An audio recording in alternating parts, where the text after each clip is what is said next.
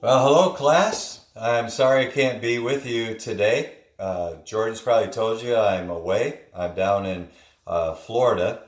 I really had to fight with my organization because they wanted me to leave the beautiful rain of Oregon for the glorious sunshine of Florida, but I finally caved in. So, anyway, I'm sorry I can't be with you today. I'm actually filming this on Tuesday, a couple days before class. I'm here in our new home. I had a couple of you students last semester in a leadership class, and you'll remember we had you over and enjoyed a nice dinner at our small little townhouse. We're now living in a new home on northwest Salem, so we're happy about that. Just give you a little background about myself. I wasn't saved till I was 17 years old, and I grew up Episcopalian. And a lot of people would ask, Episcopalian? But Episcopalian is kind of like the ugly stepsister of the Roman Catholic Church. So I grew up in that kind of church, doing kind of the ritual stuff. It was fine. Our whole family went there, but I never heard the gospel till I was actually 17 years old. And just before I graduated from high school, I accepted Christ as Savior. As you can tell by the gear I'm wearing today, I went to Michigan State University initially, went there for a couple of years. I was there during the Magic Johnson years, so it was a lot of fun, and I bleed green now. We had a little bit of a tough time in football. Oregon beat us 7-6. Sounds more like a baseball score, but it was in fact a football score. So anyway, Oregon rules over Michigan State now in football. We'll see what happens in the years to come. But a little bit more about my background. I transferred then to a Bible college. I was trying to do Bible studies at Michigan State with students there. They were very interested, but I didn't have a clue what I was doing. And so God kind of used that to move me over to Bible college out in Pennsylvania. I graduated there with a bachelor's degree. And then I did some secular work for a couple of years while I went to seminary, and then ended up getting started in ministry by teaching, which is something I didn't expect to do.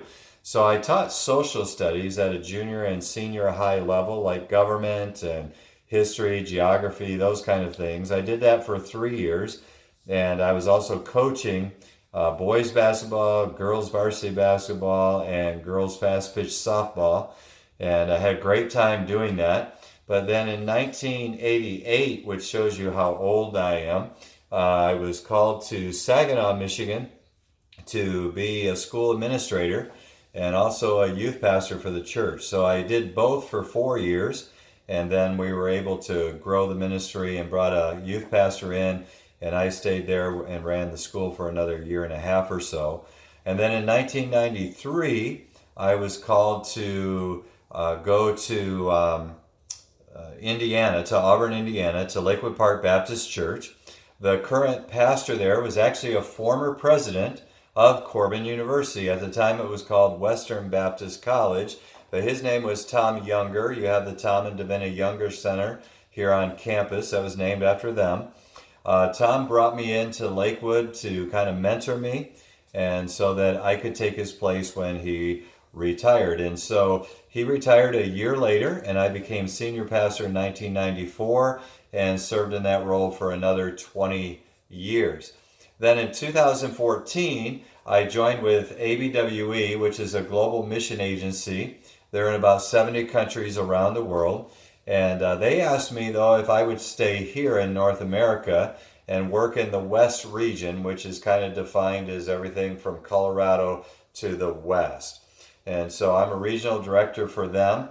I oversee missionaries in this region, and I also do a lot of consulting work with pastors and leadership development, training, those kinds of things. When Corban found out I was moving in this general direction, they said that, hey, if Claire will live in Salem, we'll give him an office here and he could be an adjunct faculty. And so that's what we did. I've been teaching at Corban just as adjunct for 4 years now, doing a leadership class with seniors in the first semester. And then last year, I taught for the first time during second semester, and I did a missional living course. And now we're doing this course together with Jordan. Very excited about doing a course on rethinking church. Just a little bit about my family. I've been married to Donna for almost 38 years. She's an elementary teacher, primarily kindergarten. She teaches at Sunshine Christian School right in downtown Salem. It's part of the ministry of First Baptist Church. We have 4 daughters, which just goes to prove I have combat experience. Yes, I do. And I have 4 daughters. Natalie, Nicole, and Erica are all in their early to mid 30s. They're all married, and between them they have 12, count them, 12 children. So I have a lot of grandkids, and Erica actually is due for grandchild number 13 next week. And so I'll get to see them on my way back. I believe I will, on my way back from the trip I'll be on these next few days. So then we have a 4th daughter, Deanna, and she's still single. She's just 24. She works at a crisis pregnancy center in Greensboro, North Carolina. So that's kind of real quick synopsis of our family. We got to see all of them at Christmas, so that was a lot of fun. So anyway, what I'm doing right now, just so you're aware, is I am down in Florida for meetings with ABWE. That's the mission agency I serve with. They have leadership meetings every January. And so this end of this week is North America leadership team. Next week is the global leadership team. And, we just have these meetings each year to try to figure out what we're doing. So anyway, look forward to being with you in a couple weeks. I'll be there the week of January 21st. And look forward to talking about the church in the book of Acts. So I hope you have a great time with Jordan. Again, sorry I can't be there. I'm going to miss quite a few classes in the first couple of months. I go to Thailand for the first part of February to do some leadership training there. So I'm very sorry about that, but I do look forward to connecting with you. And hopefully this video won't do anything to cause you to disenroll from this class. All right. All right. God bless you all. Take care, and we'll see you soon.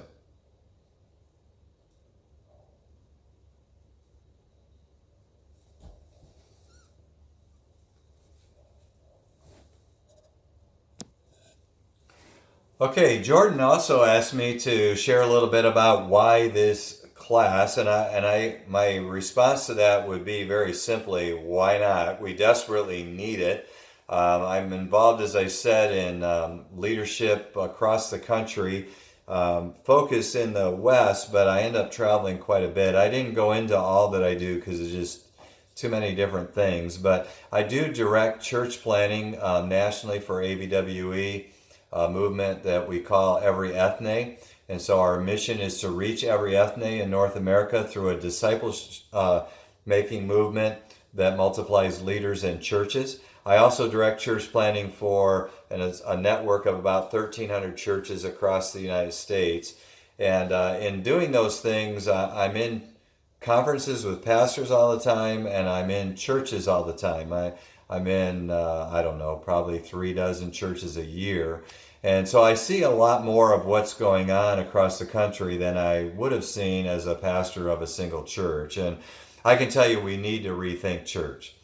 Statistically, I can just tell you that 85% of our churches, this goes across the board, across denominations, those churches are either plateaued or in a state of decline. There's only about 5 to 10% of churches that are experiencing growth, and less than 5% that are multiplying or planting new churches, which I believe is the most effective way to reach new people that don't know Christ with the gospel. So we certainly need to rethink church. I pastored a fairly traditional church in the sense of, we met in a building, blah, blah, blah, all those things.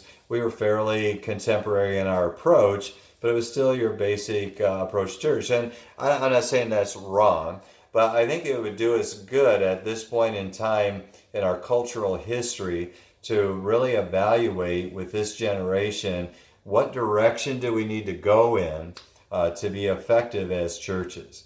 And I think things have changed. And so we've gone from being kind of a Christian culture to maybe a little bit of post-Christian, post-modern. You've heard all of those phrases. But where we are now is much more like the days of Daniel. We're in the most powerful country in the world, which was true for Daniel. And we're in a country which is increasingly anti-God, which was for sure true about Daniel.